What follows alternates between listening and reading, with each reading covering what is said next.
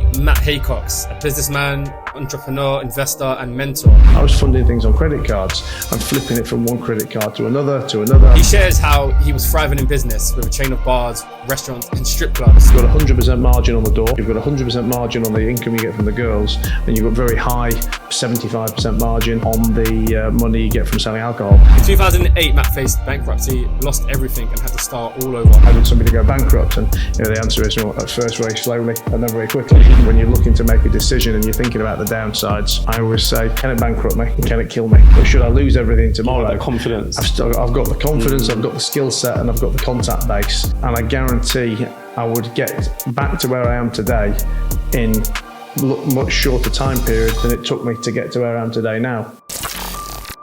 Matt, good to see you, man. Thanks for coming on. I know you've been we follow you on Instagram, you've been traveling around everywhere. So it's good to be able to tie you down. What's been going on? You've been touring? Well, I'm thinking of the last 2 days alone. I've been to Spain, I've been to Guernsey, I've arrived here in Manchester, I've got to go to Leeds tonight, Derby tomorrow, then Liverpool, then back to Spain again. I don't live in the UK anymore. I moved to Dubai about 2.5-3 years ago, but it's too hot there in the summer, so I kind of do September to May in Dubai, June, July and August in Spain and France. So at the moment, I'm just kind of coming back to England a lot more for work, especially while I'm European based. I mean, when I first went to Dubai, I actually didn't come back to England for literally 9 months. I don't think I stepped one foot in England for 9 months or 10 months. And then, this kind of time after that, it was maybe a couple of days every couple of months. But I've got a lot going on at work now, so I'm just making up for lost time. Yeah, nice. Do you miss the UK at all? Not really, to be honest. I mean, it's funny because when I first started coming back, and I've always said that no matter where I go in the world, no matter how exciting where it is I've been up to, coming back home to Leeds, sitting in my apartment, watching Netflix, eating a Nando's, that always feels like home. Yeah. And that had been the case up until about 6 or 7 months ago, but I think I feel so settled in Dubai now. I was with the missus actually. We'd come back into Leeds. I was just coming to see my daughter and go to work for a couple of days. And we were driving back to my apartment, and I turned around and said to her, I said, it obviously feels super familiar here because I've grown up my whole life here, but no longer do I look around and say this feels like home. And it just feels a bit of an inconvenience to be there now, to be honest. Really? So you probably even feel like you're missing home from Dubai when you're in the UK? I mean, I wouldn't say I miss it, as in, it's not that I miss Dubai or miss England, but I feel more settled in Dubai. It feels more like home. I think if it wasn't for my daughter, I wouldn't come to Leeds probably at all. Okay. And if it wasn't for the work, I wouldn't come to England. But that said, I mean, it's a complete hypothetical because, I would always be coming to England for work. I mean, all my work, no matter how international I get, all my work has been in England. I think it will continue to be for the foreseeable future. It's an environment I know, it's an environment I understand, so I don't really need to reinvent the wheel. Yeah, to be fair, I think like a lot of people have actually been moving to Dubai. I know a few personally as well that have moved. Other than the obvious, like the weather, lifestyle, what are the other reasons or the other benefits of going over there? Women. That you found? So many girls. Be careful. No, I just think it's a very. You're serious on that one though. The women are ridiculous. That's where I'm allowed to say it because that's where I make mine out. That's obviously what I mean. I've not been looking at anyone else ever since. But no, it's really a kind of an inclusive, welcoming place that has whatever it is you want to do. They've got it. In abundance. If that's work, it's work. If it's sport, if it's fitness, if it's shopping, if it's boozing. I mean, whatever it is, whether you want to party, you want to work, you just want to live in a great environment. It's very safe. It's very clean. I mean, sure, there'll be downsides to anything. I mean, I can't particularly think of any, but I think the detractors all say, well, you'll be bored in 4 years. You'll come back. And I said, well, if I am bored in 4 years, then I'll worry about it in 4 years' time. But right now, I love it for so many reasons. And I really can't see myself being anywhere else. I mean, that said, it is too hot for me. I mean, the summer is scorching. You literally don't want to go outside at the hot. Well, I've never been there that long to tell you, but I mean, I tend to leave at the end of May. And it's like 40, 41, 42, which is cooking. I mean, July and August, you can get to 50 plus. I mean, it's like, I mean, even in May time, if you walk out of your apartment building waiting for a taxi, in the 1 minute, 2 minutes you're waiting for a taxi, your shirt is wringing wet. So you'll go to lunch on the beach, and you'll have outdoor tables that have industrial, like fridge-size air conditioning units, next to them. Yeah. I mean, it's a seriously hot place. We're speaking of camera a little bit, and you did mention tax as well. How exactly does that work? I know you don't it's tax-free, right? It's tax-free. It's income tax-free, corporation tax-free. So how does it work when you're making money in the UK? Well, effectively, I don't make money in the UK anymore. As in, there's two kinds of money you would make. You'd either make income or you'd make capital gains, slash profit. So no, if I was spending my time in England and working in England for a wage, effectively, then yes, I'd still be paying UK tax. But effectively, I'm not tax resident in the UK, and the money that I make from profits from the businesses. So because those profits are effectively extracted to a tax-free area, then it's tax-free. Yeah. Even though you're operating from the UK, it doesn't matter. Well, the businesses, which any of the UK-based businesses that are UK limited companies, would pay UK corporation tax. But then anything that I'm due as an owner of those businesses as a dividend would come to me in Dubai, and that would be tax-free. So effectively, as much profit as it makes that gets allocated to me and taken out, there is no tax on. Okay, got you.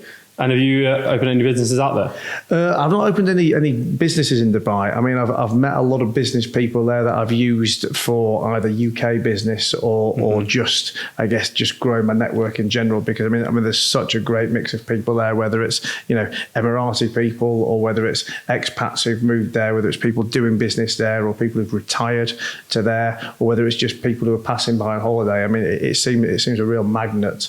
Well, I say seems. I mean, I know why it is, because it's such a, it's just got such a work vibe there. They try very hard to create, hubs of technology, hubs of finance, hubs of crypto. Hubs of everything. And I guess even for the people who aren't working there, it's a great destination for people who are retiring or who've made money and just want to hang out. So the caliber of people I've met since I've been there is next level. Yeah. Would you say it's more like relaxed as well, in terms of like, I find that the UK is like so intense, like very, very relaxed. I think also everyone's very friendly and welcoming, particularly, let's say, from a business or networking perspective, because I always use this as an example that when we're in England, if you ask for an introduction to someone, then the chances of you actually getting that are very, either the person will just say, oh no, they don't want to meet you, or I don't know them, or maybe best case scenario, they'll want to work out what's in it for them first, structure some kind of intro fee and commission, and then maybe you'll get an intro. But I mean, in Dubai, if two people are just talking and they'll be like, oh no, I know this guy will be great for you, I'm going to put you two together. Right. And they're not just saying it to humour you. I mean, they really do mean it. And I've met people who I've known for 5 minutes who really don't know me from Adam, who've then made knock-on introductions to people that would just be unthinkable in the UK that anyone would actually make that introduction. When I say unthinkable, I mean, I've always been very good at making introductions for other people, scratching backs, oiling the wheels of commerce. But I think it's not something that we really have as a UK concept. Yeah. Well, one thing I was thinking about as well, that some people that live out there say is that the law is like quite strict in certain areas. Then also maybe in important areas, or maybe more a little bit relaxed in other areas. Like during the UK, you're just getting like a parking ticket for your door every day. You're getting some sort of fine. Is it more relaxed in terms of that? I'm trying to think if I've had a parking ticket. I mean, I've not owned a car. You're going to have one when you get out here. I've always taken an Uber. But I mean, again, the law for me, it's really like a common sense law. People say, "Oh no, you don't want to be in Dubai. You're gonna get locked up. You're gonna get stoned and get your hands chopped off." I mean, there's nothing really that I know of law-wise there that would not just be common sense or common decency. Anyway, like we'll read something in the paper and it'll be like, Liverpool girl gets locked up for shagging two guys on the beach. Yeah, well, she shouldn't be shagging two guys on the beach, should she? I mean, we're not going to look too favourable even on Blackpool Beach. I mean, maybe the penalty wouldn't be so severe. But jokes aside, the stuff you get into trouble for is probably stuff you shouldn't be doing anyway. It's to do with drugs, or it's to do with inappropriate public behaviour. Yeah. But I mean, never ever have I been. I've never gone out and not had as much fun as I would want to have. I never thought, I've got to be careful doing this because I'm gonna get locked up. Yeah. I got you. But it's interesting. I was, when I was like researching you, when I found you on Instagram, I was like, hey, he's, acts like kind of like a mentor role, because like good advice, through Instagram, just from videos that I've seen. So I got you on, and when I started doing some real research, like your story actually come really like interesting. I'm nervous now. What you've been looking No, nothing crazy. Well, the fact that you had strip clubs in Blackpool, and we've got quite a lot of had some Blackpool fans listening. that was years ago, actually. Yeah, they would have been to a few of them, I bet. But but just then, I actually said it the last podcast I had. We had a guy who had some really low lows and some really high highs, and I always said, like, I really value the opinions of people that have like been at the bottom, a sense, like we'll talk about after, been at the bottom and then come back up again. Like, you've been both places, so you kind of know what both feels like, and I really value like those opinions rather than someone who's just been up here the whole time or had it pretty smooth. So I'll start from when you was a little bit younger. I know you first started in your dad's business, right? Yeah, I mean, I'd always wanted to be in business. I didn't particularly know what I was going to do, but I mean, business was very much in my blood. I mean, my dad had his own business. I mean, I wasn't from a long line of business people, but my dad he was the first person in his family to go to university. He worked in IT and then had an IT business. So by the time I was kind of 10, 11, 12, 13, I guess all I knew or saw of was that, he was an entrepreneur. So, I mean, we're very different as characters back then and now. So, I mean, it's not like I became a carbon copy of him, but I mean, I think undoubtedly because I was exposed to it from a young age, that's probably what, led the journey of what I wanted to do. Yeah.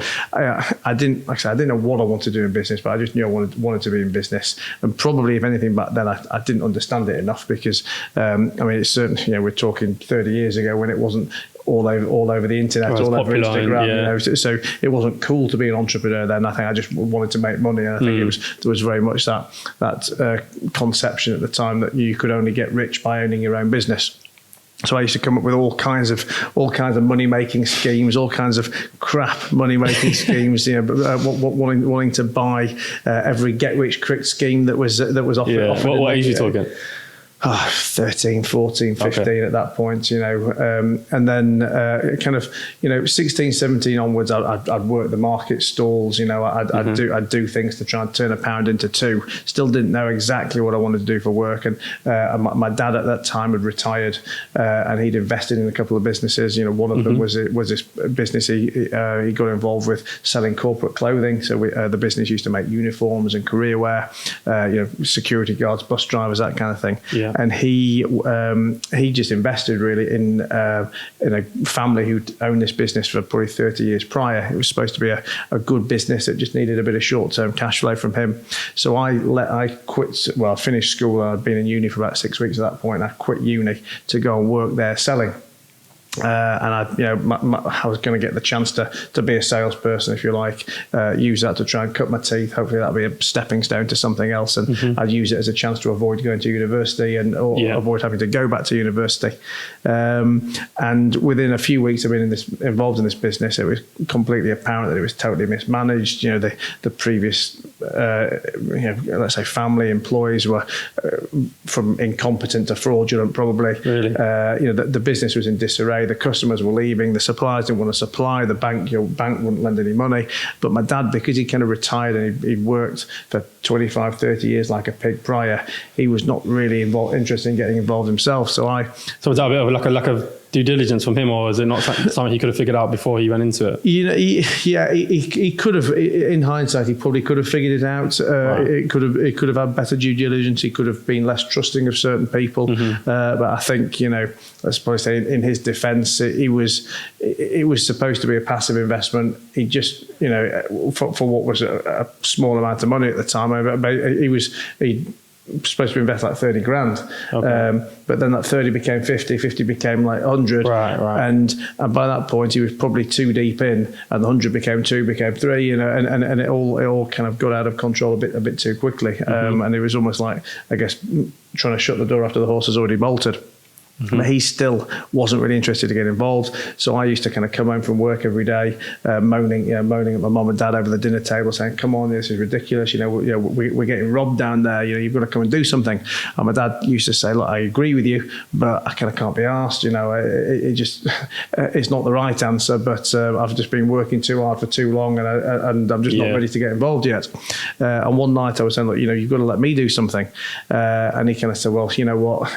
You probably can't cock it up anymore. They've cocked it up." So you had no business knowledge at this point. No practical knowledge. Yeah, I'd read a lot of books. I had my ideas in my head, but no, I didn't have any practical experience. I was 18 and a half probably at this point, pushing 19. I've been doing some selling, and my dad said, "Fine, you can't cock it up any more than they have. Off you go and do your worst."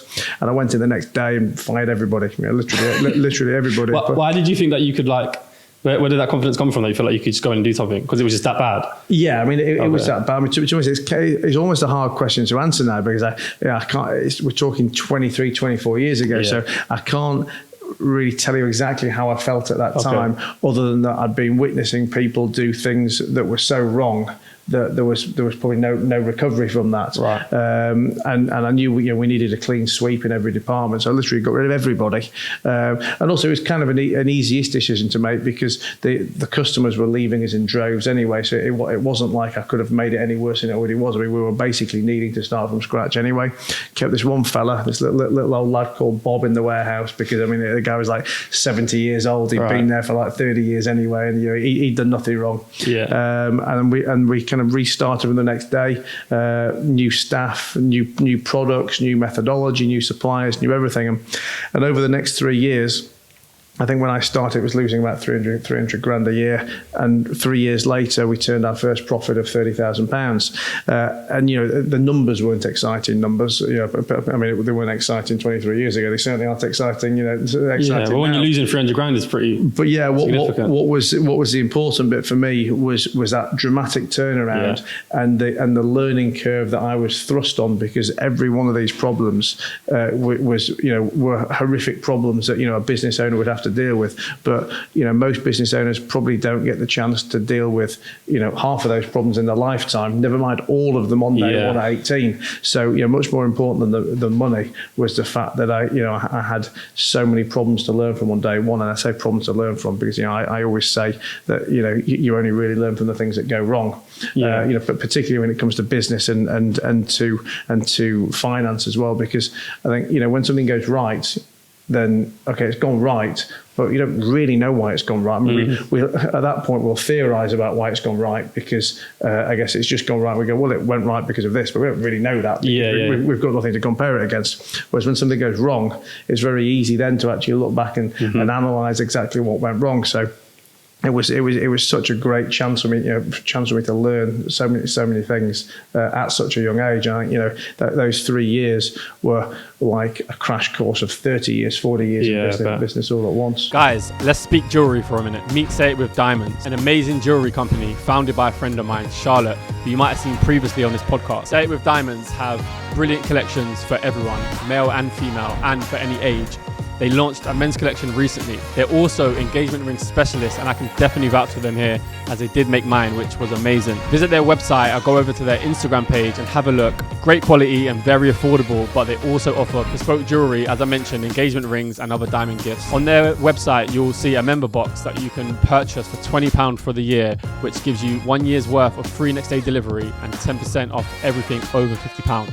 Even better, all the Money Game listeners can get a 15% off everything online using the code MONEY15, all in capitals. Don't play games with your jewelry, get it from somewhere trusted. Yeah, so what were like the fundamental things that you had to change? That just flipped, that kind of obviously just flipped on its head.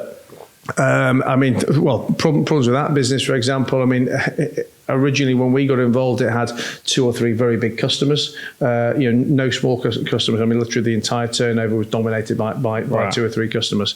They were nice that they were in contract, but should they ever come out of contract, which is what was happening when we were getting involved, and you lose them, then you've obviously got a massive hole in your turnover that's difficult, if not impossible to fill. So one of the big changes we made there was, rather than have contracts to big customers, we'd we'd pick like divisional markets, so security, transport, career wear, and build lots and lots of smaller accounts, which it's not as sexy, it's slower to build up, but once you've got those, there was less reliance on it. Less reliance on any one particular customer. The margins were poor before. Obviously margin is something that's so important in business. The staff ethos were wrong. The marketing materials non-existent. I mean, literally, when you say what did you change, everything really? Why? Changing. It's crazy. Why was it so bad?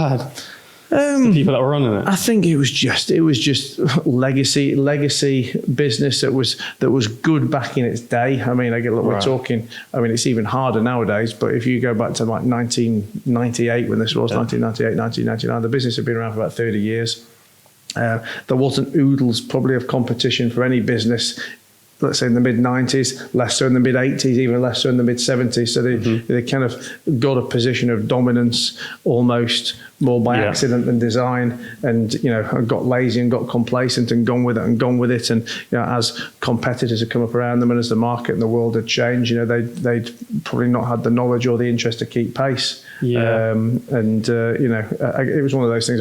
There's a kind of a adage or saying in business that how did somebody go bankrupt? And the answer is, well, at first very slowly and then very quickly. And that's kind of what happened with these. That they had enough going on to disguise the problems, for years, and I don't know, whatever the numbers were back then. Let's say 500 grand profit becomes 450, becomes 4, because you're still making profit. You're probably not noticing it too much unless you're very much on it. So your dad must have been proud, right, towards like the end of you turning it around, or I think he was proud of what I'd done, but then at that point I wanted to leave. I think it made me realise very much what I like and what I didn't like about business. And my dad's skill set was let's say probably less getting your hands dirty and entrepreneurial, which is what I wasn't, and what that business needed at the time. My dad's a lot more structured.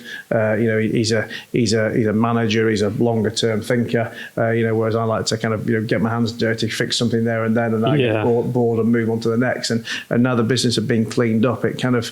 It needed less of me and more of someone like him. And I also wanted to go on and do other things. And by that point, I felt I'd learned so much. I'd cut my teeth. I was ready to go and move on to something else. It was time for my dad to kind of come back in. But I think at that point, he probably didn't want to come back in. So as proud as he was of me, he was probably pissed off. I'm dragging him back into the lion's den. Yeah. Okay. So so he stayed. You moved on. Exactly. And was that business fairly all right after that?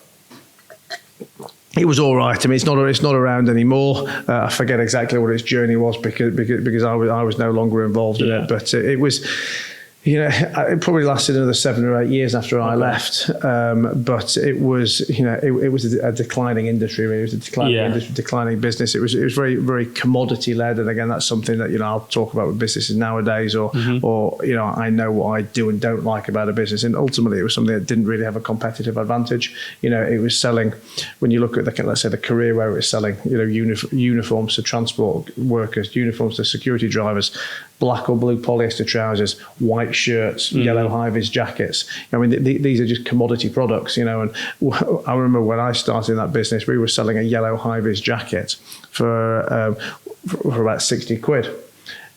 But at the time, you could buy them from China for about 10 quid. Right. So we grew a lot of business by undercutting our competition. We'd be selling those jackets for, say, 40 quid.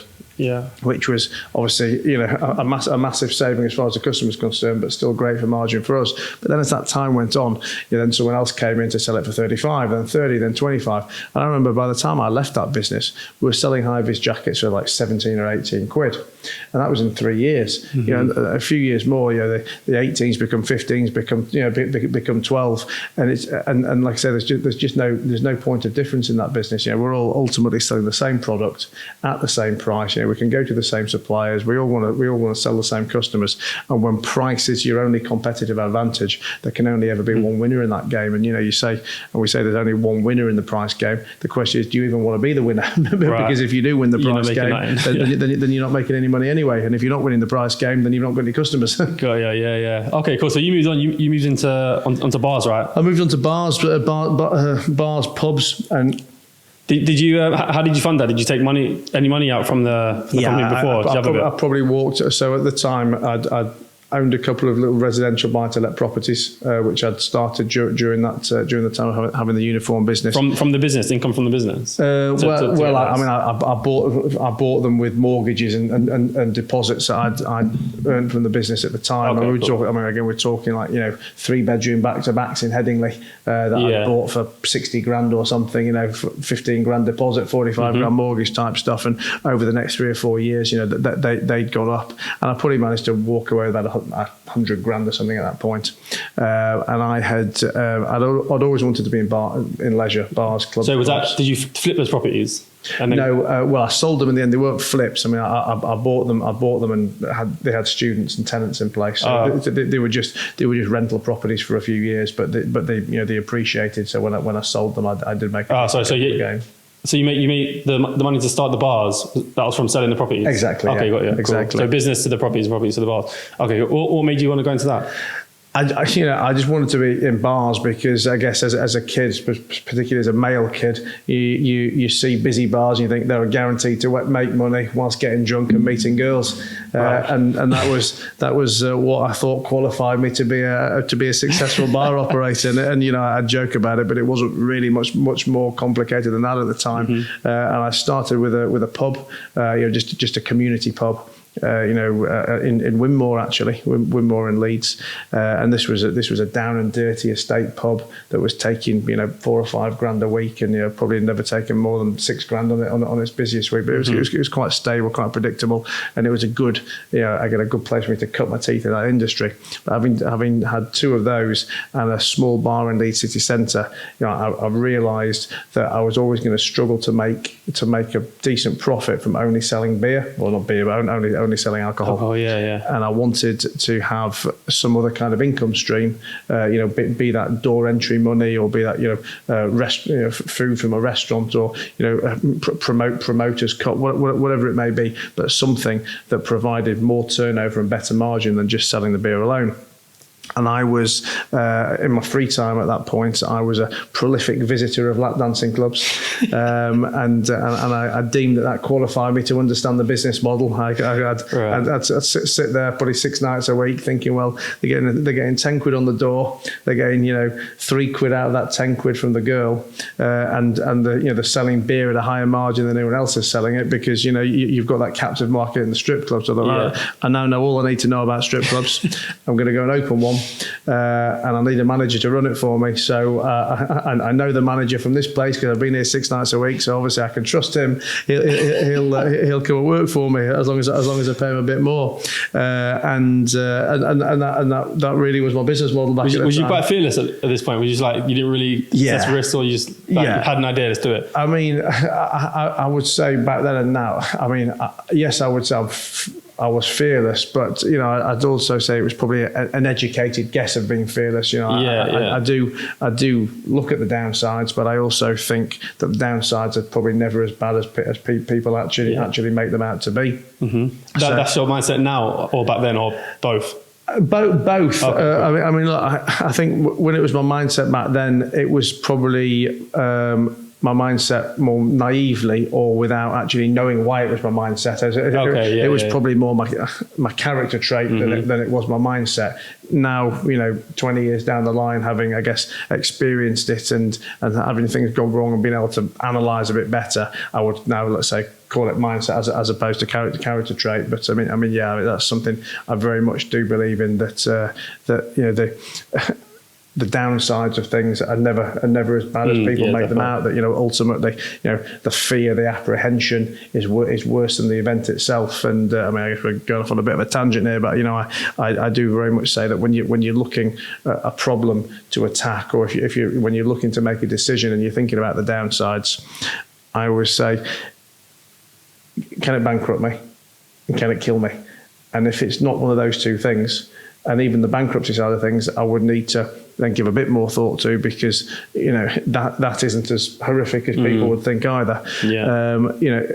If the answer is no to either of those two things, then there's going to have to be a very compelling reason for me not to take a chance on doing it, because I ultimately know that it's going to be more of an issue of me regretting not doing it than it is me worrying about the outcome of what happens if it goes wrong. So do you know, having the idea of the bar and then having the idea of the strip club, how quickly were you executing these ideas? Very quickly. I've always had an idea and done it today, done it tomorrow. I mean, obviously, it wasn't tomorrow with the strip club back then, because I had to find a unit, I had to find a builder, I had to buy it. So we were talking a matter of months, but it was a matter of months because that's how long it took to. But you was quite ruthless, like every day. It's in progressing it. 100%. I mean, for me, there's no time like the present. I think the biggest barrier to anyone's success normally comes down to execution. I mean, people talk and just don't act. What was driving you at the time? Was it just simply money? Making money. Yeah, very much so. I mean, I wanted to make money doing things that I wanted to do, that I was going to enjoy. And again, I think interest was always a big a big driver for me. But listen, back then it purely was money. So I know. So it was like 2004. You started your first one, right? And I think like 4 years later, you had about 10 or 11. Had 11 at the peak in 2008. I mean, during that, I opened the first one and it was in Wakefield, and it very much hit the ground running. I mean, obviously we'd put the right parts in play to make it good. Have you linked the bar with the strip club? Is it the same thing now? So when I first started in leisure, I had 2 pubs and a bar, and when I had the strip club, this was separate. So it was a strip club and bar all rolled into one. It was a business called Wildcats. That was our brand, and I guess I wanted to take it and try and make what was very much a shunned industry back then. It was it was thought of as seedy. It was it was not the kind of place where anyone would ever admit to going. It was probably run by gangsters. It was. I guess it was very, very much an avoided industry, and I guess I wanted to take the industry but apply normal business principles to it. Make a brand, make it cool, make it mainstream, make it glamorous, and we got all those ingredients right. I mean, I think we were also lucky with the timing as well back then. I mean, it was very much in the kind of boom of easy credit, of credit cards, of people spending well, of appreciating house prices. Right. And also a time that Spearmint Rhino and Stringfellows were which are brands that people probably still know about today. But back then they were doing a lot of marketing, a lot of growth themselves in the UK, which probably helped helped us be on the map as well. And I was young; I was 23 when we opened the first one, so it was always a good story for the local papers at 23, 24-year-old strip club owner. Yeah. So. You spoke about like making it a bit more mainstream, a little bit more like kind of the things you mentioned. How did that look? What was different about Wildcats compared to the others? We looked more of a club, more of a cool venue inside. I mean, again, I think back in those days, if you went to a strip club, there was very little effort or money put into anything other than the fact that there were girls in there. Okay. And I think it's a bit more classy. Well, owners would take the view that look, people are going to come anyway because it's a strip club and they've got no choice. If they want to see naked girls, they've got to come anyway. So the drinks would be insanely overpriced and taste like shit. The decor would be non-existent. You'd be stuck to the chewing gum on the floor. The locations would always be secondary at best. Yeah. And none of this mattered, because if you wanted to see naked girls, you just had to accept it all. Mm-hmm. And I thought that yes, the stripping would be the kind of crux of the business, but why do all these other negatives have to be negatives? Okay, yes, we can charge a bit more for the drinks, but we don't have to have somebody's eyes out. And if they're going to pay a good money, why do we want to give them a shit drink? Why not give them a good drink, and hopefully they'll then buy a second or a third? And if we make the venue nice, maybe people will come back twice instead of once, or maybe they'll want to come even if the girls aren't, even if the stripping is not involved. And ultimately, where we got to was we were a kind of a male female multi-purpose type venue, and I mean, particularly by the time we'd opened in Leeds, we were very much the kind of place where when the normal clubs closed at 2-3 o'clock in the morning, guys and girls together, whether that was guys with their girls, whether it was groups of girls, would come and use us as a place to hang out and either drink and have nothing to do with the stripping, or watch the girls on the pole but not necessarily have the private dances. And we just made it safe. There was never any fear that you were going to get a kicking from the doorman, which again, that was always very much the vibe in strip clubs back in the late 90s, early 2000s, that you went anywhere like that, you'd be looking over your shoulder, made to feel like shit by the doorman. I mean, our door staff were very much concierge-y. It was welcome, it was welcoming, it was warm, and I mean, a lot of what people listening to this now, they're probably thinking, well, that happens everywhere. Maybe it does now, but 20 years ago, it very much wasn't like that. I really hope you're enjoying the show. I would just like to ask for 1 minute of your time to tell you about my sponsor whose support makes the show possible, CPC Finance. CPC Finance is a finance broker that specialises in sourcing and packaging a wide range of property funding. You name it, from buy-to-lets to commercial properties, auction investments, property developments. They are everything you'd want as a finance broker working for you on your property deal. They're extremely experienced. They know their market extremely well, which means they can move quickly. They're on the ball. They've been in the game for 30 years, which has enabled them to, one, build very strong relationships with a variety of lenders, which as an investor is super important, especially when things don't go to plan. Deals in certain situations aren't straightforward, which is often the case. They are bespoke specialists. And two, they have a brilliant understanding of all types of property investing. They know the strategies, they understand deal structures. There isn't anything these guys haven't seen, they're seasoned pros. So if you're someone looking for property finance of any kind, go to cpcfinance.co.uk, and on the homepage you can schedule in a call at whatever time or day suits. At the strip club, how much income and money actually comes from the dancers people that give money to the girls? That changed over time, but I mean, in the let's say the first couple of years of that business, it was almost a third split between the money we'd take from the door, the money we'd earn from the girls, and the money we'd take from selling beer. Okay, selling alcohol. They're the three main. They're your three income streams. And obviously, you've got 100% margin on the door. You've got 100% margin on the income you get from the girls, and you've got very high 75% margin on the money you get from selling alcohol. Yeah. So, and when you actually aggregate all that, you've got a 90% plus margin for the for the business. So I mean, fantastic economics. As time went on, we would take less and less money on the door, just because there became more strip clubs. It became a more competitive industry, and going back to what we're talking about, price and that race to the bottom. The only way the lower quality strip clubs had to compete with us was by letting people in for free, or they'd do £5 door, we'd do a £10 door. So by the time when I started that business, the door income was a third of the overall income. By the time I finished that business 4 or 5 years later, it wouldn't even be 10%. Right. Just because unfortunately, we had to follow suit and charge less on our door. And to a degree, we try and stand our ground and say, well, that's free for a reason. You're paying a tenner to come in here because we're worth it. But the reality is, when you've got a new customer who doesn't know you and can't perceive that value, they're naturally going to go to the other one for free. Or when you've got 10 guys who are about to walk away from the front door because they're offering it for free and we're not. As much as we wanted that £100 of door money, the reality is we couldn't really afford to turn around having 10 guys in the bar drinking and everything else. So it became a bit of a vicious circle, self-fulfilling prophecy. But that door income just disappeared. But again, also, I mean, it's funny telling the story because it's just making me think about how the leisure world's changed over the last 20 years. I mean, society now is very much more bar driven and not club driven. So again, for people listening to this, thinking about paying money to go in somewhere, I mean, that concept again doesn't really exist much anymore. I mean, okay, fine, you're going to pay money to go in a proper nightclub, you're going to pay money to go in, I don't know, some entertainment show, but any kind of bar or whatever, I mean, you just don't pay for. But back then, you didn't really have many bars, I was in the business when there was still the 11 o'clock licenses, and a city centre like Leeds city centre had 3 venues that were open after 11 o'clock.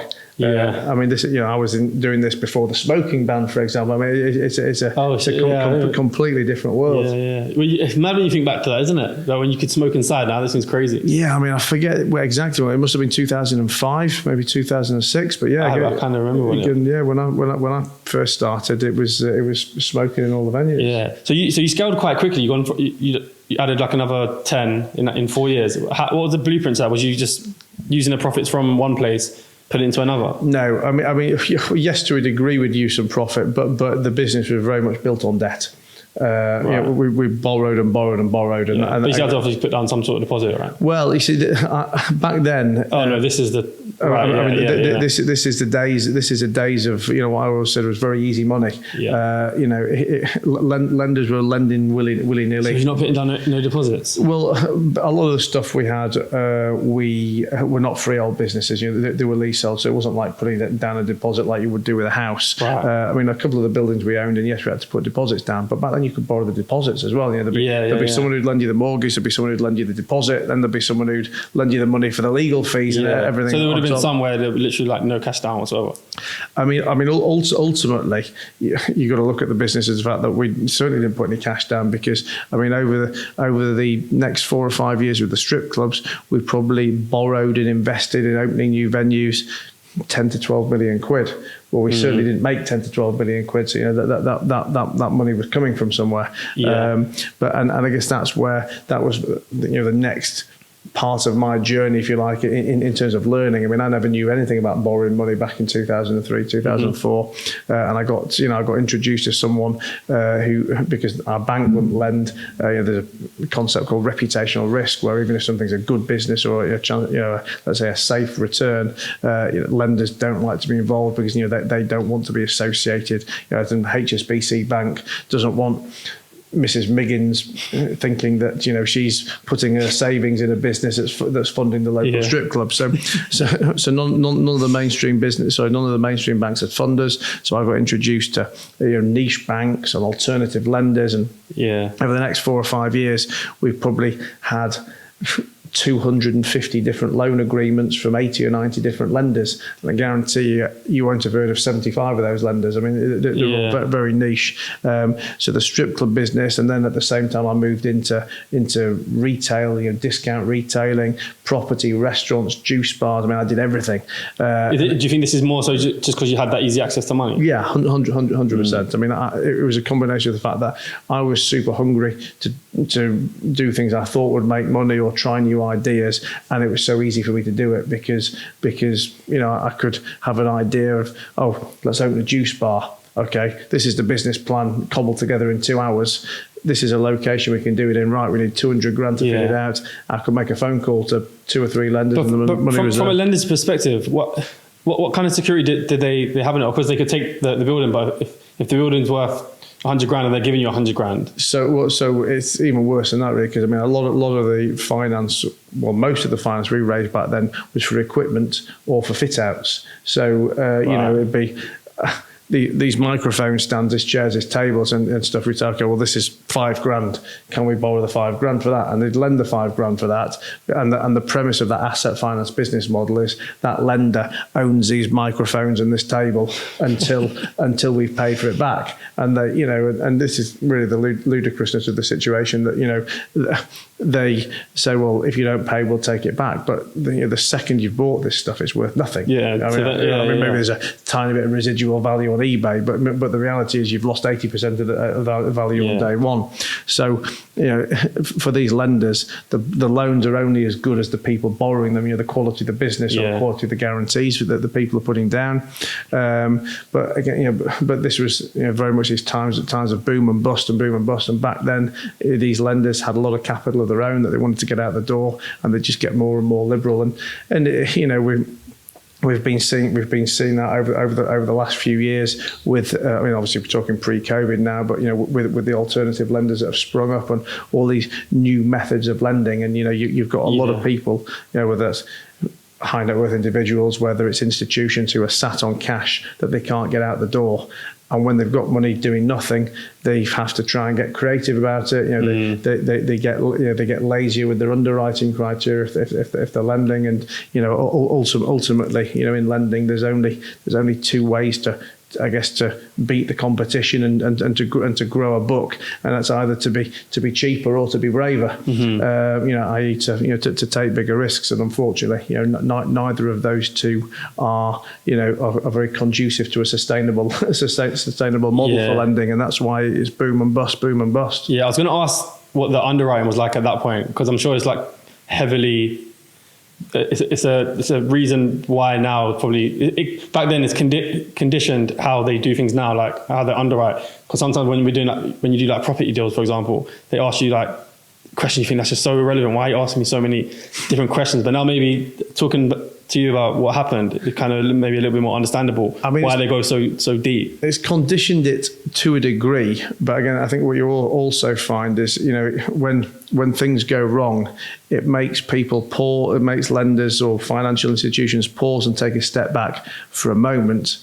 And then they've got very short memories. Slowly, yeah. and they just get back on with it again. So, I mean, if you talk about like what went wrong back in like 05, 06, 07, the underwriting back then would be, well, this business we're lending to is making whatever, £200,000 a year, and they want to borrow £50,000 a year for microphones and fridges. So £50,000 for microphones, fridges, whatever it may be.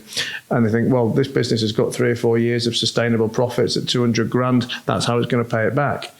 But again, the old adage of past performance is no guarantee of future success. And when the world changed and when the credit crunch happened, when the liquidity dried up, because again we were talking about a time then where people were spending a lot, therefore businesses were making a lot, but people were only spending a lot because they could borrow a lot. Yeah, it was very easy to get a credit card. I mean, again, I'm thinking about when I started in business, and you're asking about some of the ways I funded things. I was funding things on credit cards and flipping it from one credit card to another. I mean, I was 21, 22 years old, and I could, you'd get through the mail, or you'd be walking through a service station, and there'd be some girl stood there offering a sign-up form for a Visa or a MasterCard or American Express. I used to sign up for every credit card there was, and you'd literally just they'd say, how much do you earn? Oh, I earn 200 grand. I mean, whether or not it was true, they never check it, and 4 or 5 days later, you get a credit card through the door with 5 grand, 10 grand, or they'll say, back then they used to send you a credit card with a checkbook with it, and you could just write yourself a check to your bank account. I mean, it was unbelievable how easy it was to get access to money back then. And at that point, did you feel any sense of risk? Did people feel any sense of risk, not just you? I don't think so, no, because I mean, even let's say someone like me, who I would like to think was at the more intelligent end of the stupid people. Because even though I kind of knew what I was doing was let's say risky to a degree, because I'd never lived through a cycle of boom and bust, I was just in the boom. Yeah, that's all you knew. I didn't think it was ever going to end. It's all I knew. So as far as I was concerned, any problem I ever had was always fixable, because I'd just ring someone else to lend me some money. Yeah. What mistakes would you say? I guess being over leveraged was the main one, right? That would have. I mean, was being over leveraged a mistake? I don't know if it was a mistake or if it was just a statement of fact that we were over leveraged. I mean, look, hindsight's always a wonderful thing. I mean, are there some things I would have done different back then? I mean, I would probably have not gone off on a tangent into so many different business models. Yeah. Were you saying you would have gone slower? Not so much slower with the strip clubs, but maybe slower into the other areas, and maybe I should have got more wool on my back and had a more solid base. But I mean, I think because I've been successful in strip club 1, I guess it gave me that arrogance, if you like, that I knew what I was doing, and that could be immediately applied to opening a shop, opening a juice bar, opening a restaurant, building a property, whatever it was. And it wasn't so much that I was bad at doing the other things. I was probably just doing too much too soon, without a strong capital base. But it's funny when you say, what would I have done differently back then? I try and look more about what would I do positively going forward than the back. I don't mean that to be naive or forgetful of what I've done wrong, but I always think whatever's gone wrong in the past, it's gone wrong. A, it's been a learning experience, and B, it's led me to where I am now.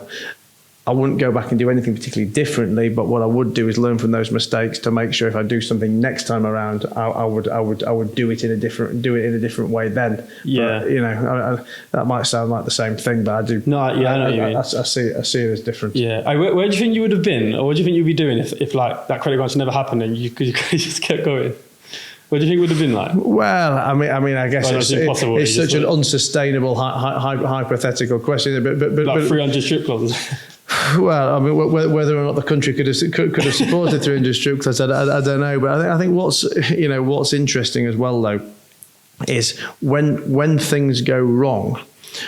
You know, at the time that they go wrong, people always go, "Oh, look at those mistakes he's made, and what an idiot! You know, he was worth this, or he had that, and now he's lost it all." But every time I've lost something or almost lost something, and obviously all the people around me have been like, "Yeah, idiot, you know, he's lost this." Every time I've come back materially stronger than the time before. And you know, it's like, you know, back then, I look back at the time when people said, "Oh God, you know, he had all this stuff at such a young age and he's lost it all." But then, you know, the next time I kind of built it again, it was so much better than then. And when I look at what I've got now, I think, well, I mean, what I had back then was pocket money compared to what I've got now, and all that has only come from learning experiences, you know, from getting it wrong, from getting it a bit more right, from ultimately getting it right in the end. And I really do always try and think of the. It's not putting an optimistic spin on it. I just think everything ultimately, as long as you learn from it, leads to something. And even you know, not even so much like business things, but I remember back then, you know, I used to buy a lot of art, and I decided I was an art collector, and it was all stuff that ultimately was worthless. But I quite liked the look of it at the time. And I remember literally I was probably 27, 28, and I must have bought the thick end of a million quid worth of art, which when I went bankrupt. This art was like basically worth nothing. Not because I'd gone bankrupt; it was just worth nothing anyway. I completely overpaid for absolute crap. And then I remember 5 or 6 years later, I was having a conversation with a mate, and he said, "Don't you look back and you think, oh, I bet you wish you didn't do that, because if you didn't spend that, you'd have had this, and if you didn't spend that, you'd have had that." And I said, for me, that really isn't true. I think, okay, you say if you hadn't have spent that million quid on art, you'd have a million quid now. Well, first of all, that's simply not true. If I hadn't spent it on art, I'd have wasted it on something else. Believe me, so I wouldn't have had it. But the fact I bought that art meant I met that art dealer. That art dealer then became a friend, who then introduced me to a guy who became my first investor in the finance business. You know, without that first investor in the finance business, I wouldn't be where I am today. And you know, someone could look at that story and say, "Well, that's just total, you know, flour put on a story to justify why you bought the art." And I'm not saying that at all, but I do think, you know, everything's a matter of perspective. Yeah. And we were talking earlier about the highs and lows of being happy and stuff, and you know. I've never felt that the lows have really hit me hard, because I think it's a matter of perspective how you take them, and ultimately everything's perspective. You know, you can say, well, you've wasted $1 million quid with art, or because, well, I didn't. I had some great fun, and I then met some people who've made me where I am today. And you know, I always, you know, one of the stories I always tell about some of my darker financial moments. This was after I went bankrupt. I was back in business, but I was having a real tough time. Mm-hmm. And I remember being down in London, trying to drive up to Leeds. I was in the car with my missus at the time and my daughter, and I didn't have enough money for petrol for the car. And I remember, you know, rang a friend. He had to send me some money so I could pay for the petrol in the car. And when I tell these stories, you know, people are always like, "Oh God, you know, your head must have been battered. How do you get through this, that, and the other?" I just always really think there's a positive way to look at everything. I could sit there moaning that I'm in a car that I've got that I can't afford to put petrol in, or I can take the positive spin that, well, I might not have petrol, but I've got a car. and I'm in it with my missus, who I'm having a great banter with, and my daughter, who means everything to me. So, you know, do I want to sit and moan? And again, okay, look, you can't take that view and just be unrealistic and taking losses everywhere and oblivious to everything. But, you know, going back to that, you know, is it going to kill me? Is it going to bankrupt me? If the answer to both of those things is no, then how bad is it really? Yeah. I think like now, like going from having money, bankruptcy, to then having money again, I think then you start, when you're up again, you start wearing them almost like badges of honor, aren't they? Like if you get to a really successful point, I would, looking at it now, if I got to exactly where I wanted to be, I would being at that perspective, I would hope to have gone through like some real shit moments, because it makes the whole story a little bit more special, doesn't it? Makes you appreciate the highs a lot more. And I think, like I said, as long as you've always taken something away that makes you better next time round, I think that's why for me, it's so important to have skill sets that you can kind of monetize and can get you out of a hole. It's interesting, like you said, we were talking off camera about the things you're trying to learn now for after your playing career, or for now and for after when you finish playing. And I think. When I look at when things go wrong for me, I'm kind of straight back on it again the next day, because the whole time I've been building experience, I've been building skill sets.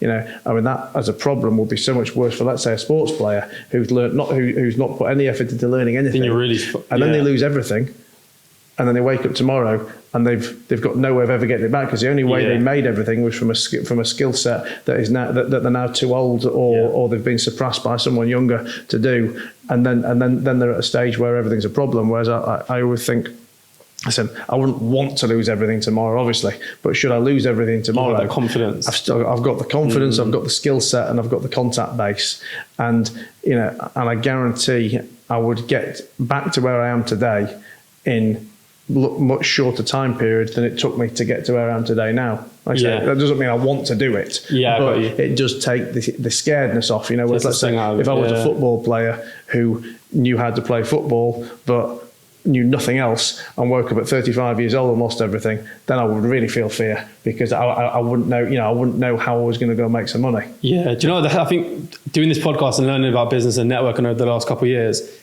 I know exactly what you mean, because it's helped with that. Whereas before, because like people like yourself and other business people that I've met, they kind of like opened my world up to like what's possible and what you can do. The skills that I have that I didn't know that you could maybe monetize or make a business from, has taken the sting out of thinking like, if I do finish playing, there's a lot of possibilities that I have that I could go and do. So I know exactly what you mean there.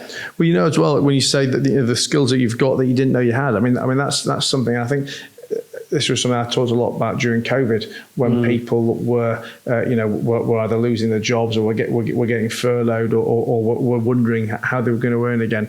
And I think people very much overcomplicate, how can they generate income or how can they make themselves a business? Because ultimately we've all got so many skills that are monetizable.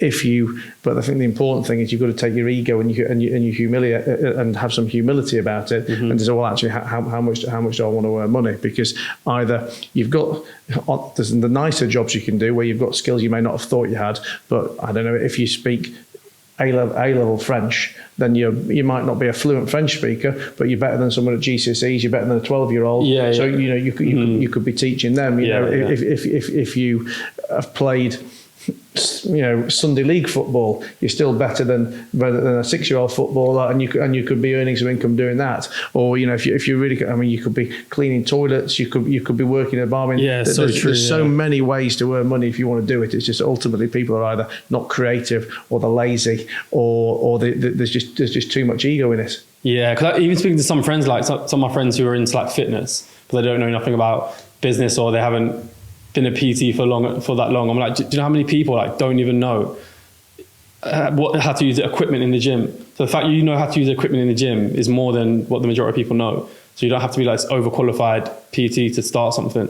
Well, I think also as well, when it comes to like hiring a PT or hiring a coach in most things, it's more important that you can offer support and all that's like companionship. Like when we talk about fitness, for example, there is not one exercise that I can't learn how to do by watching YouTube. The support side of it. But I need someone to hold me accountable, to get me to the gym at 7 o'clock in the morning, or to support me, or to hold the weights when I'm struggling, or whatever it is. And that's the same in most. I mean, there's not really a skill nowadays. There's not really a piece of content that can't be consumed for free. 100%. But it's maybe you want a different delivery from somebody else, or maybe you want someone to hold your hand, or whatever that may be. Yeah. So what year was it when you faced bankruptcy? First went bankrupt. I didn't have it a second time. I went bankrupt in September 2008. 2008. Okay, 2008. Cool. See, I was trying to like understand like what it was like. Did that happen quite quickly? Was it almost like overnight type? Yeah, it was. It wasn't overnight, but it was over a matter of weeks. It kind of appeared, but got progressively worse than recoverable and happened. I mean, if we go back to 2008, in January 2008, I was very much riding high. Okay. There was a few. We knew we needed to get some, let's say, cheaper, better borrowing in the business. Yeah. And went out to go and identify some lenders who would do that. We found 2 or 3 lenders, big scale, large scale banks who said, go away, come back in 6 months' time, and if you've done this, this, and this, then we will refinance all of your stuff. And we're like, oh, great, we think we can do that. And we went away and we did do what they wanted us to do, which was, get to a certain level of turnover, open a certain number of units. And we went back in about June 2008 and said, right, we've done it. To which at that point, there'd just been murmurs of a credit crunch. And, okay. I mean, like, we're recording this in September 2022, and there's a lot more than murmurs of a recession going now. But I mean, if you go back to, let's say, a year or 18 months ago of now, those first murmurs when nobody knew exactly what was going to happen. They thought maybe a recession was coming, but they didn't know what it was going to look like. But it was kind of like that in June 2008. And so the banks had started to say, look, we're putting the brakes on. We're not lending. We don't know what's going wrong yet. What's going to go wrong? But we need to take a pause. So when that happened, we realised we had a problem because without some new money in and with our old lenders not being able to lend anymore either, we had a liquidity problem. And that's when we went back to try and negotiate with these lenders. They wouldn't negotiate because they had their own problems. And then all of a sudden, we were pushed into a situation where, I mean, literally overnight, we'd had a tap of money just flowing, and then not. And we had to make some hard decisions. We had to go and ask some hard questions, which we didn't get positive answers to. And literally within a matter of weeks, the administrators were called in, and the lot went down. Yeah. So I sort of like understand a little bit like your mentality there, like what your life was like at the time, how you what blocks you put in place to build back up. Well, so what was like? So at the time you had missus and kids, right? Yeah. So what was that conversation like? Well, so I guess a few different answers. In the time just before going actual bankrupt, in that 2 months of knowing we had a problem through to actually going bankrupt, I mean, it was more like a manic running around stage, because I still kind of believed up until that last day that I'd find a way to recover the situation. I mean, that is what, knowing what I know now, I would consider delusion. That back then, I mean, the business was irrecoverable long before then. And when I advise businesses now, that's one of the things that I can have with an experienced and impartial set of eyes and say, listen, I know you want to borrow some money from me to save this business, but it is unsavable. There's some good elements of business in there that we can take out, but to save it in its current form is impossible. So that's, again, going off on a tangent, but that's something I very much learned from the experience. And then obviously I lost a lot, and we're starting from scratch again the next day. I guess, how did I feel? Did you do it by yourself, by the way? You didn't have any partners or anything? No, I didn't have any partners, no. I mean, obviously I had financial partners who but not, That must have been quite lonely, no? So you weren't in it with no one? I wasn't in it with anyone else, but I've always preferred to be on my own. I've always enjoyed my own company. I mean, I like advice from other people, but ultimately I like to kind of make my own decision and sign my own check. But so I guess in answer to your question, what was it like having the conversation with the missus? I was let's say lucky with my ex-wife at the time. I kind of always have been with, let's say, girlfriends or people I've been in a relationship with, that I've always taken the attitude that, look, my business is my business, and I'm not going to discuss it with you. I don't mean I'm hiding it from you, but this is my business, and you're not going to interfere with it. Right. I'm going to make money, and I'm going to take risks, and if you're with me, you're going to get the benefit of that. Also, if you're with me and it goes wrong, then you might feel the brunt of that. But then piss off if you're not happy. I'm not. Hopefully, I'm here because you want to be with me. Okay, I'm not going to be denying of the fact that it's probably appealing to be with me because I got a few quid. But I'm not going to let you interfere with how I run my business. I mean, you didn't help me start it. You didn't bring anything to the table. You might be support to me at home, but you're not my financial advisor or financial partner. And that's something that's always been very important important to me. Because, and again, I see it in businesses that I work with or advise now where, whether it's the husband, whether it's the wife, I always say, somebody's wife, that's not sexist comment, it's just, more times than not, I'm dealing with, let's say, a male business owner, and he's got a wife at home who's telling him what to do with his business, or he's not letting him, a business needs money. Happens a lot, doesn't it? Business needs money putting back into it, for example, and the wife won't let the husband do it, or, they can't sell the car, or they can't do this, because it's more important to, keep up with the Joneses and, maintain that status quo. And I've just never allowed that position to happen for me. And again, I always hear the guy say, well, if I don't do that, the missus will leave me. Well, let her leave you then, because if she's not going to support you, then off she goes. So I was always lucky, if you like, in that respect. I never really got any grief from the missus. And again, I took the view that I could sit at home and moan about it. I could cry in my self-pity and, watch Jeremy Kyle all day and cry, woe is me, or I could get out there and earn some money. And ultimately, I always say that I had a 1-year-old daughter that needed feeding. I had a wife who lived in the house that needed the mortgage paying on, and I was never born to be poor. So I needed to get out there and do something else. So I didn't exactly know what I was going to do. I didn't know where it was going to take me to. I mean, again, look, in hindsight, or knowing what I know now, I could probably answer the question differently if it happened tomorrow. But back then, I didn't know what I was going to do. I just did know that being sitting at home doing nothing wasn't going to earn me any money. So I guess all I had back then was my skill set, was my contacts, and I kind of went out, started to try and arrange finance for other companies, started to broker some deals, started to look at some of the bars and clubs, and just really get back to what I knew, but just get back to doing, get back to executing. So with your missus at home, was it a thing where you sat down like, okay, look, this is what we're going to do? Was it really like sort after plan, or was it literally I just need to get busy? No, it was just, I mean, she never, to be fair, she never really interfered, whether that was because she didn't understand what was going on, or because she just trusted you to go out there and make it happen again. Yeah. So at that time, that was literally zero, no income from nowhere else. There was no income from anywhere else. I mean, like, how did you just even fund the next day? Like, I was going to say, I mean, I didn't. I mean, people never really understand how the kind of concept of bankruptcy works. So it wasn't like, yes, I lost the businesses, yes, I didn't have any income, but they never. I didn't lose the house, for example. It wasn't like we were sleeping on the streets the next day or anything like that, because ultimately we lived in a house that had a mortgage on it, and the mortgage hadn't been paid, but did they not try and take the house? Well, you see, I mean, we're getting quite technical now, but basically, I had a house that was worth at the time 600 grand, that had a 500 grand mortgage on it, but it also had a second charge to some other lenders. Oh, so they couldn't for about £1 million.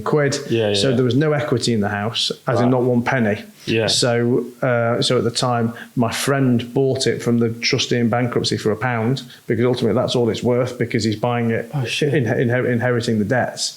And yes, I wasn't paying the mortgage. But again, the mortgage companies can't kick you out for months and months and months.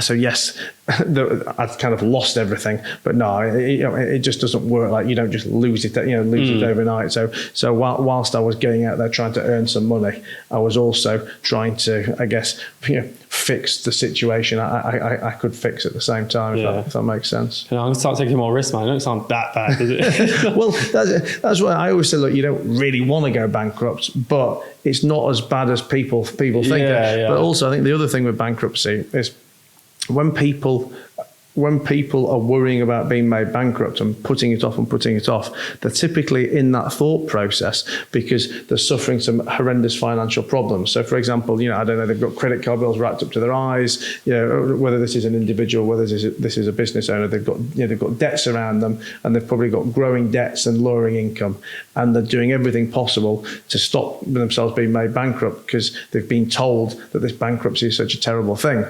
But if you look at the situation you're already in, your situation's fucked anyway. As in. But it's probably a bit of a relief now. So that's why I always say that ultimately, if you've been living this bad credit situation, this creditors knocking on the door, not being able to get any more debt, not being able to kind of buy what you want and do what you want anyway, then ultimately bankruptcy is probably a relief. And then you kind of get this slate clean and you start again. And people say, yeah, but my credit will be finished. your credit's finished anyway. Yeah. The slate's clean, and you've got to go on and rebuild. And the analogy I always give is almost like let's say a cancer patient or something who's been suffering this horrible terminal illness and everything that goes with it, and they know that they can never get better from it. And that death is probably a relief because they've left the pain and everything behind. And bankruptcy is like that, but a second chance. Yeah. So how did you build back up? Because this could be quite useful to. It's a little bit different because I guess you had a lot of knowledge and skill and probably a good contact base. But for someone who's almost bankrupt, they don't own nothing, they haven't got much money, and they want to change their financial situation, how did you start building back up? Well, that is the answer. In that, I built back up because I had knowledge, because I had skill sets, and so I guess my advice for anyone else who is wanting to recover from bankruptcy is to look at the situation that you're in, and look at your education, your knowledge, your skill sets, and look what can you do? Because there's no magic pill to avoid the bankruptcy. It's just what do you do the next day? And if you haven't got those skill sets, then you're going to struggle. And I've always had income producing skill sets, and I guess as I've gotten older and as I've got more experience, I've had more skill sets that can ultimately generate me more cash. That's why we were saying a minute ago, if I was to lose everything tomorrow, it wouldn't scare me. Look, I'm not going to be happy about it, but I know that some of the skills I've got, or the people I know, or the deals I could structure in hours, could make me 5 figures, 6 figures in a very short space of time. And there's ultimately no shortcut to that. You've got to take the time, pay the price, put the effort in. So my advice to anyone, in any, whether you've been made bankrupt and you're looking to get out of it, or whether you just want to better the situation you're in, is that educating yourself on income producing skills is absolutely paramount. What would you say some of them are, the main ones that popped your head? My skill sets are in sales and marketing, in my ability to network. I've always been a very good networker. I've got a great network from business owners to bankers to celebrities to politicians, to whatever that may be, that I can call on. But I've got the ability to structure deals, to sell a product, to market a product. I think if someone had to pick just 2 or 3 key skills, the ability to sell.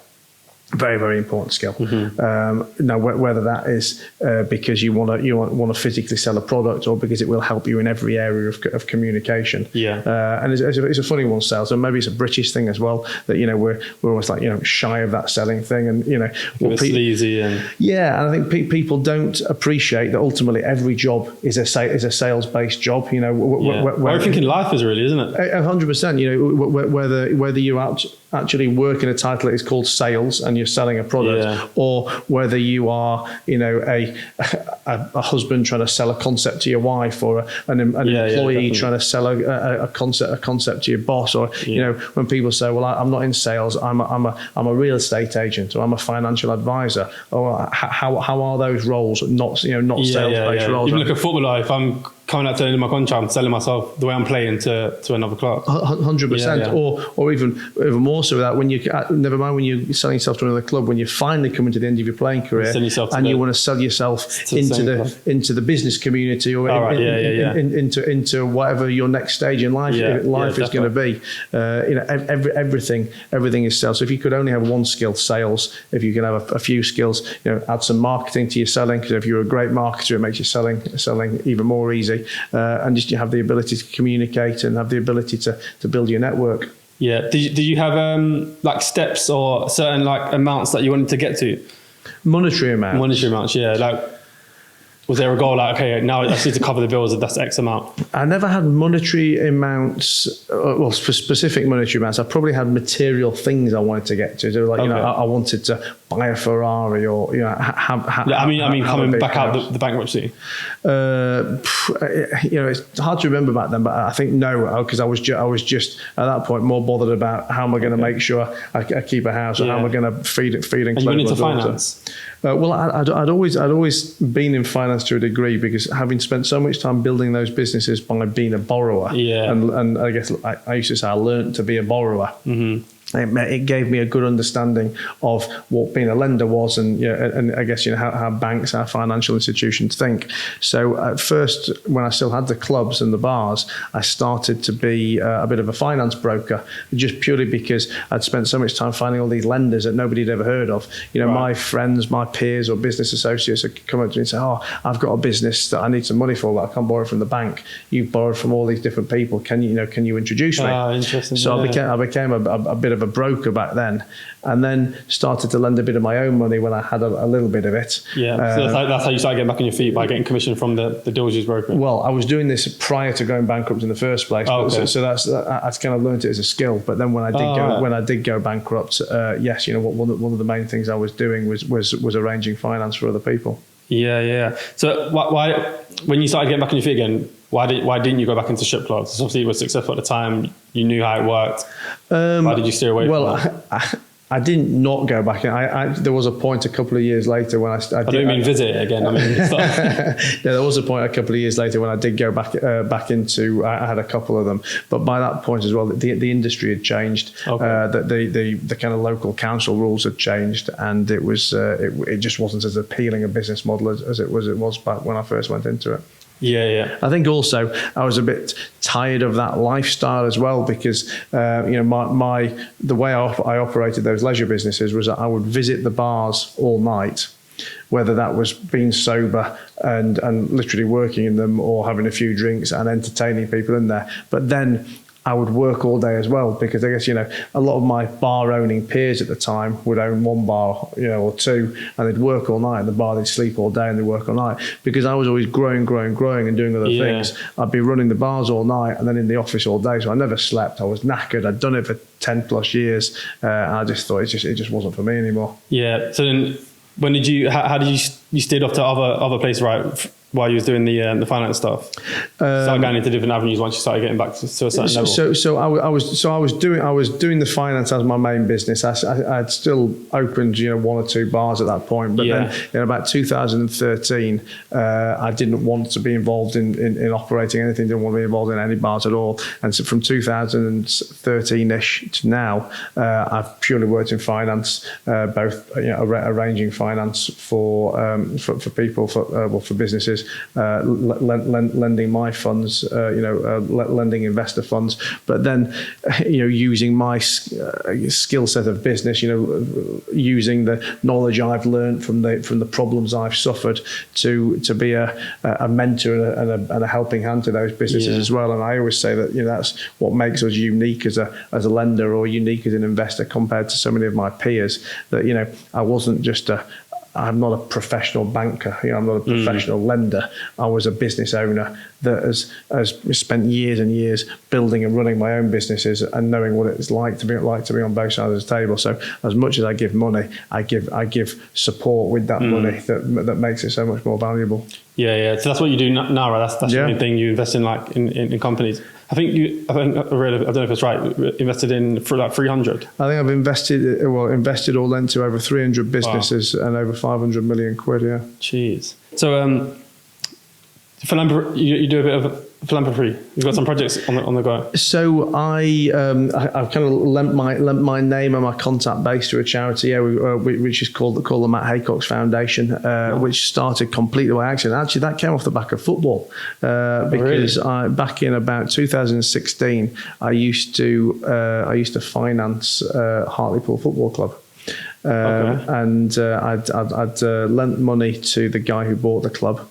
and I knew nothing about football. It was just a finance deal, and we were supposed to do some more business with him. So I thought I better actually maybe go to a game and see what goes on there. Yeah. Went to watch a football match. The football match, met a young kid called Alfie, who was suffering from cerebral palsy.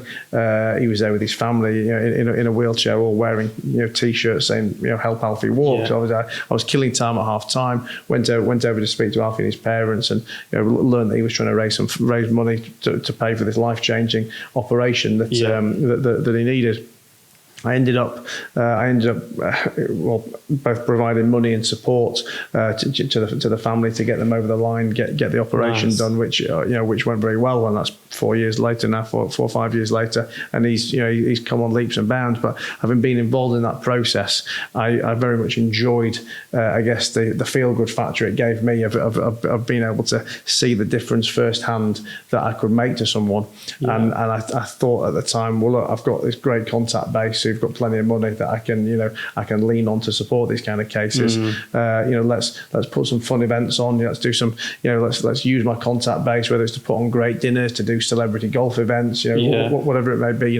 Charity events that people actually want to go to and have some fun at, and then deploy that money onto cases that again my contact base can actually see and touch and feel and get emotionally attached to. So we've been doing it for about 4 years now. Nice. Barring COVID, we do 2 or 3 events a year. Like I say, a gala lunch, a gala dinner, a celebrity golf day.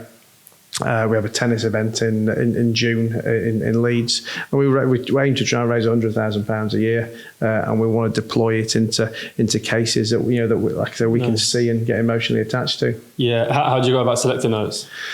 It's probably not let's say the right answer, but it's the answer is anything that we feel that we can be emotionally attached to, that's close to home, and that we can really see that we've made the difference. So our strapline is we don't make our difference, we make the difference. And by that, what I mean is we don't want to. It's always very hard having this conversation because you don't want to poo-poo anybody else's charity, anybody else's views, but we want to be able to really see that our money's made a difference. Mm-hmm. So, for example, if someone was raising 10 million quid to dig for wells in Africa, then for us to stick 50 grand in it, we're never going to see the benefit of that. And it's not that that's a bad cause. It's just that it's hard to get attached to. Yeah. Whereas if we're in Leeds or in Manchester and there's that kid down the road who has got a problem with his heart or his lungs, or they're going to die if where we can either save someone's life or change someone's life. Yeah, and we want to put all of the money into it as well. So that's the thing. Again, we don't want to put 50 grand into £1 million problem because we want to be able to develop an attachment and an affinity to that situation. Yeah. And I always say if we can look back in 10 years' time and we've only helped 15 people, but we still know those 15 people because we've been with them the whole journey. And so one of the biggest things we did was help Alfie. One of the smallest things we've done was to re-astroturf a foster carer's mum's garden. Only like £2 grand. I mean, it wasn't a big amount of money, but it's someone who looks after the most horrendously abused kids in foster care, and they had no garden, nowhere for these kids to play. And we go back after the fact now and see she sends us pictures, watching the kids, enjoying what we've done, and for us that's the test really. Can we touch it, feel it, see it, feel emotionally attached? It's not that we had to put £1 million into something. That £2 grand has made such a difference to so many people. And it's a hard question to answer. It's a hard thought process, I think, because everybody feels their case is worthy and deserving. You can't do it. You can't do it all, can you? Yeah, you can't do it all, and you just got to do what. And also because I raised the money from by tapping up my contacts, I need to be able to, in good conscience, let them kind of know where that money's going. And if I was saying, come on, Kev, give me some money that, by the way, I'm shipping it off to another country via another charity that's probably going to take a load of costs out of it and stuff themselves. I think that's why that puts people off giving to charity, I think, a lot of times, doesn't it? just not knowing where it's exactly going to go, how much of it's actually going to go to the cause. Whereas when we raise money, 100% exactly. of what we raise goes there, because there's no running costs in the charity. Any of my friends or staff or myself who get involved, everybody gives their time for free. If there's any costs for the for running it, I pay for those. So I can very much say to anyone who puts £1 in, that £1 gets to where it's supposed to go. Yeah, nice. I understand that. And I've seen on your site about a coaching program coming soon. Is that something that you're going to be doing? So I've done a bit of mentorship for people over the last 3 or 4 years. A bit of, let's say, personal coaching when people have approached me online or through contacts, and I've not really had the time to do many because I'm so busy with my own businesses, and also the price I need to charge because of the lack of time I've got is out of the reach for most people. Right. So what we've been looking to do for a while now, and just never finding the time to do, but it's definitely going to be launched this side of Christmas, is to have a kind of an online coaching stroke mentorship type program where it'll be once a month group Zoom meetings, building a community of the people who are in there, and having, I guess, giving more people access to me at a more manageable price point, which is for people starting in business or trying to scale a small business. The only people who really get to, let's say, get first hand dealing with me at the moment are more experienced or more problematic businesses that have got the cash flow to be paying 5 and 6 figure fees to me. I want to be able to launch something where I get lots of. I'll always answer every DM and stuff I get on Instagram, that kind of thing. But I always get asked from people, can you help me with this? Can you help me with that? And it's not being arrogant about it. I simply have not got the time to help every problem that's out there. But if I can create an environment to do it in where people can be paying a couple £100 a month or a few £100 a year as opposed to a few grand an hour, then I can help more people, and that's it's just something I've not got around to doing over the last year or two. But I guess as my social profiles grow, I get asked more and more times, and it's kind of giving me the impetus to get it done. No, nice. No, that was really insightful, man. I wanted to finish off with just like a quick fire round. I've got quite a lot today. Drum roll. I've got quite a lot today, to be fair. I don't know if we'll go through all of them, but at least some. The most important thing bouncing back from bankruptcy. The most important thing of how to bounce back from bankruptcy. Yeah, or the thing that you needed the most, that you relied on the most. It could be a trait. I think the most important thing would be my own positive mindset. If I could have two things, it would be having the right people around, because normally in these negative situations, you've got somebody, you've got lots of people probably gloating on the negative, gloating on that and kind of pushing you down further. Right. So I think it's important to have, and this isn't just for bankruptcy. I didn't have it in a bad way, because I think I've always been a strong person, a strong character, so I don't let people get to me, or I wouldn't allow it to happen for long. But I was very much surrounded by people who were saying, "Oh well, he deserves it because he's had this, and now and now it's gone wrong," or you'll never, you've had so many problems, you can never recover from them. And they were probably saying it not so much out of malice, but probably out of their misguided belief. Right. And if I'd have sat there listening to it, it could potentially have been enough to make me still be watching Jeremy Kyle 20 years later. Yeah. So I think recovery from any negative situation, whether it's bankruptcy, whether it's knackering your knee and being out of football for a few months or whatever, my mindset is everything. Yeah, I like that. Who had the biggest influence on you when you was coming back? I've always been asked about who's that one person, who's that mentor, and I can always say I've never had one specific person who was kind of everything to me, but I've always had a lot of people who've had something good to offer, and I mean it's only really the last 4 or 5 years I've really formally understood the concept of mentors. I've always had them around me, but never really knew it at the time, because I guess I've just absorbed people's advice.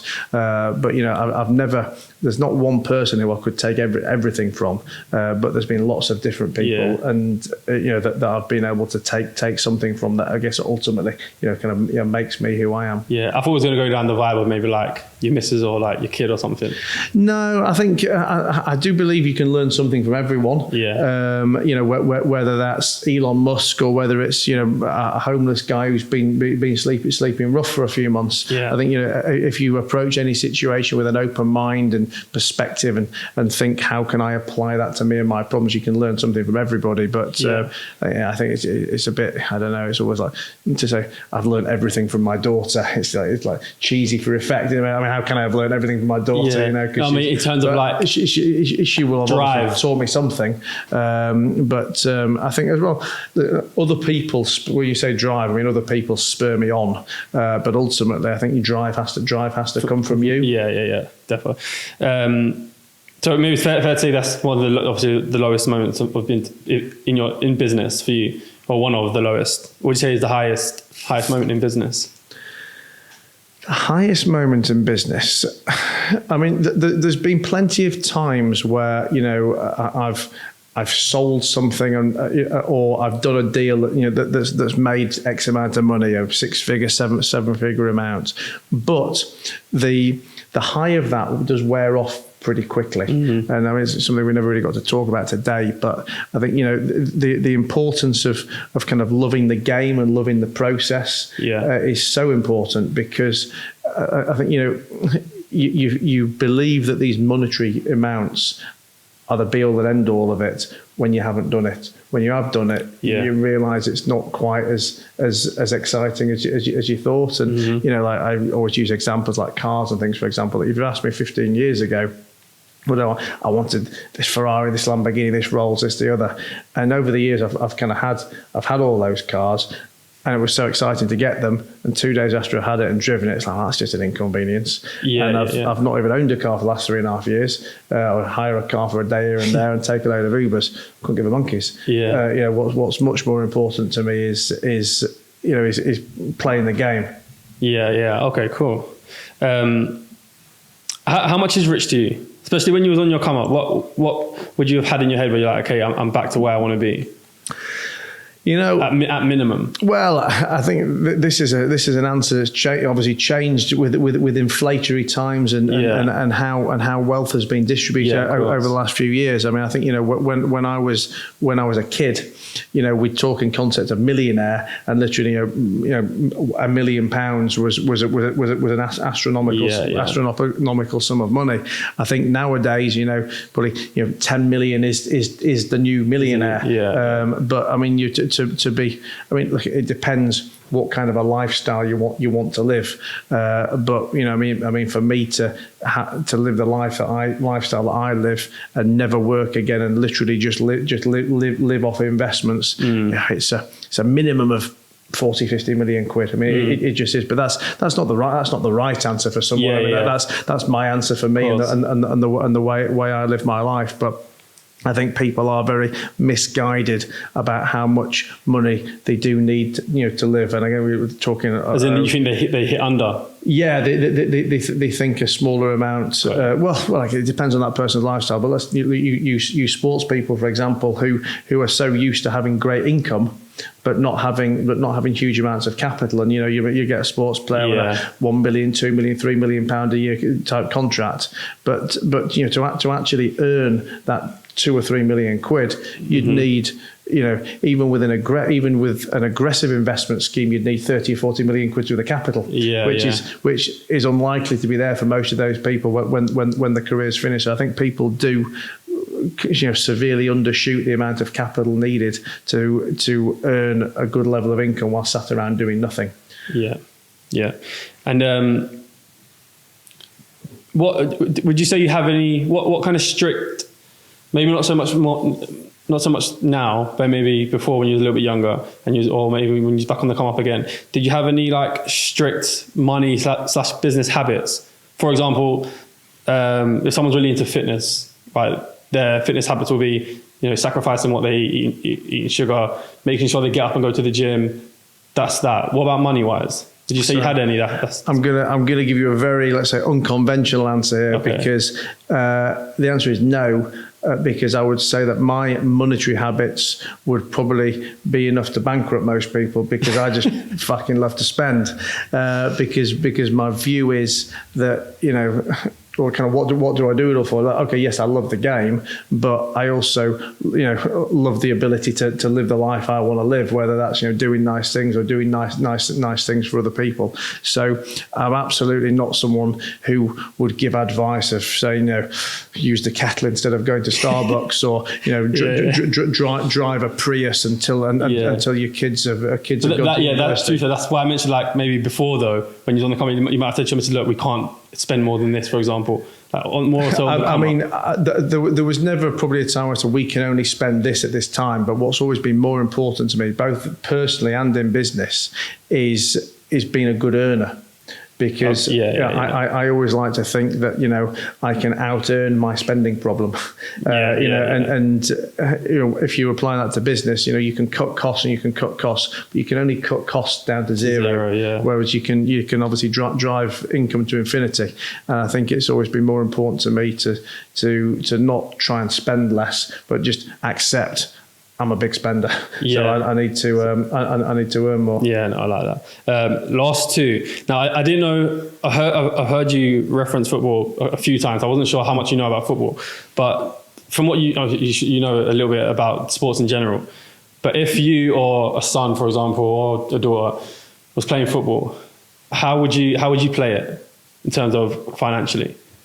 I think I would tell my son or daughter that, as exciting as it might be, you know, being that footballer, it's a very short lifespan, and you're going to have a lot of people blowing smoke up your arse, and that's going to make you think you're immune to the realities of the world, and that you will learn very quickly as soon as you stop playing that you know, people have probably lost interest in you, and your income has very much dried up. So I would say you've got a short time span to really take advantage of the fortunate position you're in, and use that as a stepping board to the future. So, you know, what non-football skills can you learn? What contacts can you make? Because, you know, whilst you've got that playing career, everyone's going to want to know you. And kind of when you stop playing, probably no one's going to want to know you. And you use that time to meet as many people as possible, make as many relationships as possible, because when your career's over, which will be at a young age, you know, a relatively young age, you're going to want to do something else, and, you know, look at it as a springboard to the future, as opposed to thinking you're a made celebrity for life. Yeah, nice. And last one, if you had to sum up your core philosophy of life and entrepreneurship, what would it be? Love what you do. I'm so about being happy in every area, you know, at home and my relationships, you know, in business. Listen, I'm not saying there aren't stressful times and everything. Of course, there's stressful times and everything. But if you're not loving 90% of everything, if that's your missus, that's your job, that's your business you're doing, that's your friends. If you haven't got, you know, a 90% happiness rate, that, you know, life is too short to be involved with anything that is not bringing joy. Yeah, perfect. Nice, man. Cool. Appreciate you, man. Thanks for coming on. Thanks, buddy. Thank you.